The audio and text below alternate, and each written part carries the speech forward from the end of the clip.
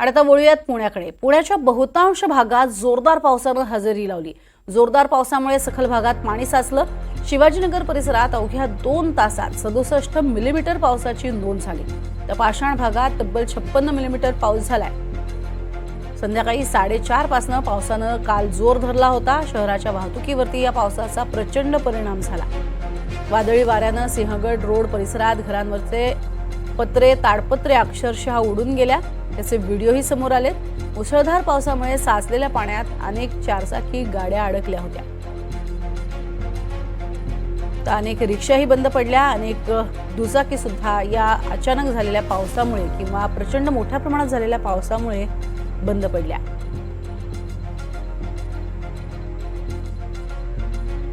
तर मान्सूनचं आगमन जे आहे ते आपण बघतोय कशा पद्धतीने होतंय। दमदार अशी बॅटिंग पुण्यामध्ये काल झाली आहे।